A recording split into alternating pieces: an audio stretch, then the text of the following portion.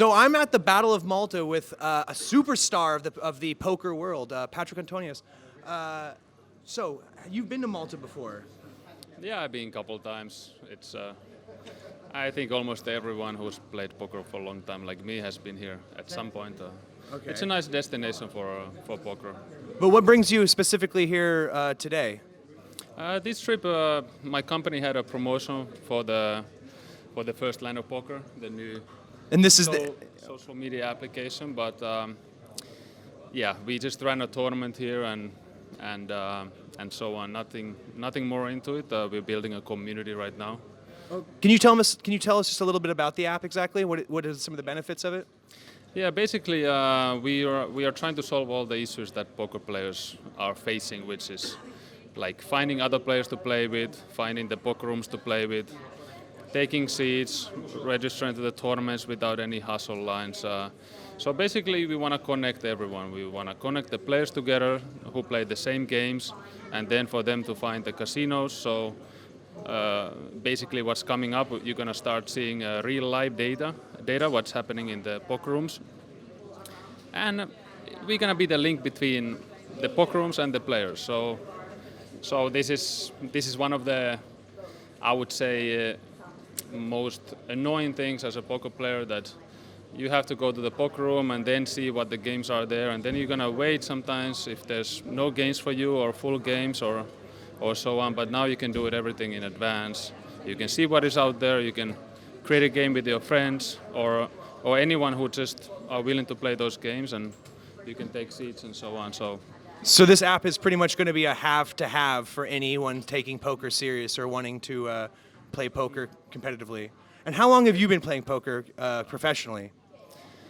I played over 20 years. I'm not that old, but I started really young, and it feels like a lifetime what I played. I basically started to play when I was like 14, 15, but you know, you had to finish some school stuff, and I was playing tennis and did some military service, and So, I still went to the university even though I was already playing. and what did you study in university? Just nothing special, just management. I did not finish it because it was. Yeah. Okay. When you're not playing poker, what do you do for fun? You know, I do a lot of sports, so I could call that fun. I train basically every day, and nothing special, just like anyone else enjoys life, dinners, All right. watches some movies. But training is a big part of my life. I've been a sportsman my whole life. So you're really huge on the online community, which is a completely different dynamic to live play. What do you attribute to your success? Is it just luck, or do you think that there's a particular special talent that you have that has been responsible for all your continued success? I mean, I guess there's a little bit luck. I would say 1% or something. Right. But no. But anyways, like in poker, I would say that my career is zero luck. But there's luck what comes to the individual like results, tournament results. You always need luck in poker. But if you have an advantage, it's all about the amounts of hands and tournaments you play, and if you have an edge, you're gonna end up winning and so on. But yeah. We talked about luck 1%, but do you consider anything unlucky or particularly lucky? Do you have like a favorite pair of shoes, anything like that? No?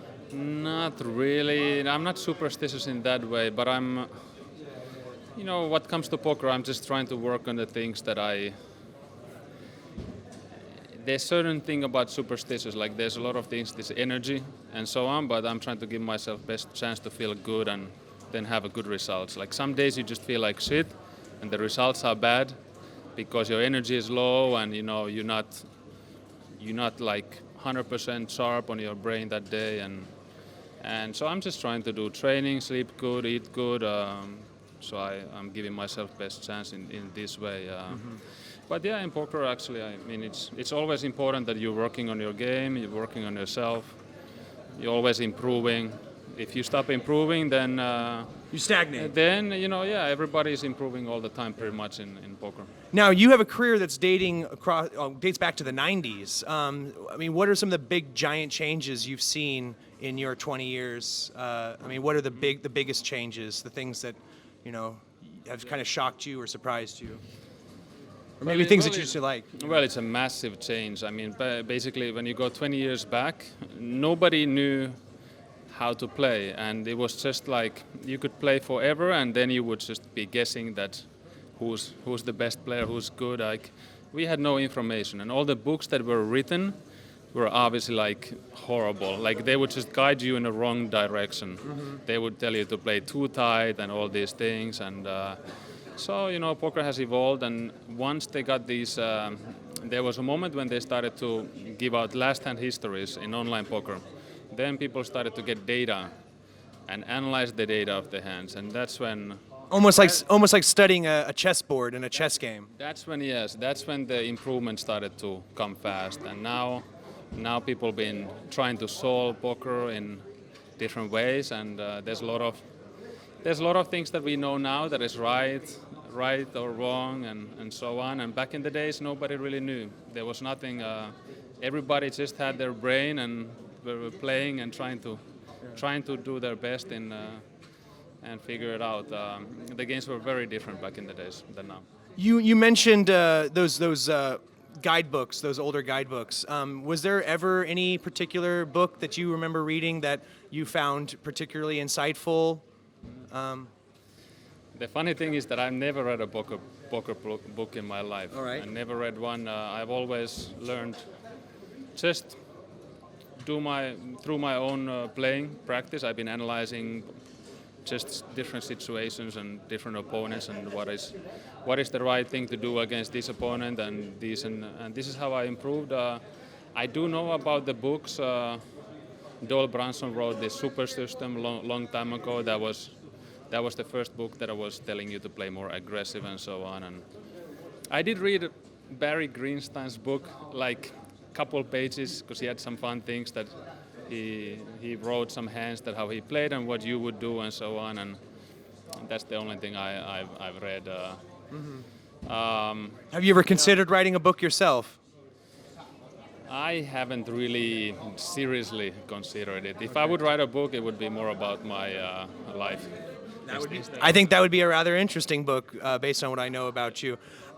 So is there still any major accomplishments that you are just gunning for, major tournament wins, or what's the next big move for you?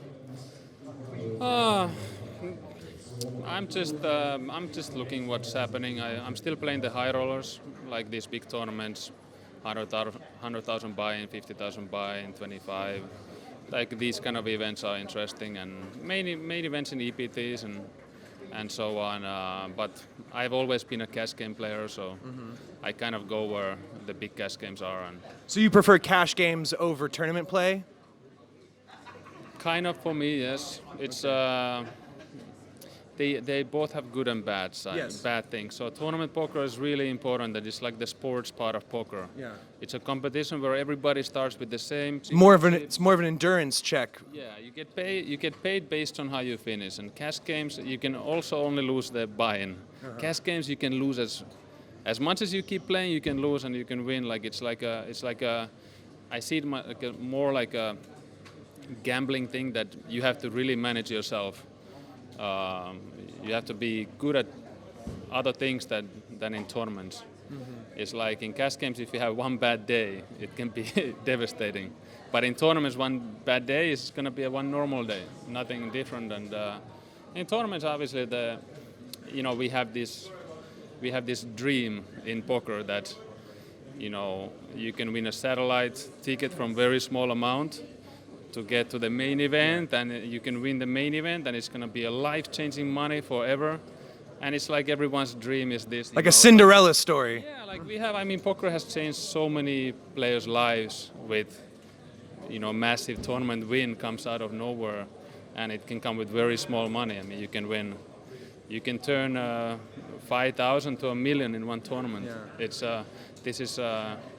This is the nicest thing, and this is like what is really exciting in tournaments. Like whenever you go far, starts to be the last couple tables left, and the money is big.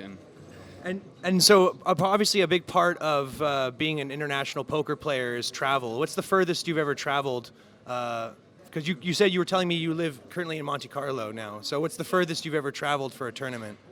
Yeah, I mean, I've been in Monte Carlo for 13 years. 13 years. I did live in Vegas for a couple of years before, but I've been everywhere. I mean, Australia is probably the furthest, but it depends how you look at it. Like, yeah, we've been playing in Macau and Philippines and Australia and South Africa and Brazil and anywhere. I mean, anywhere. Yeah, really. All right. It's been a real pleasure meeting you.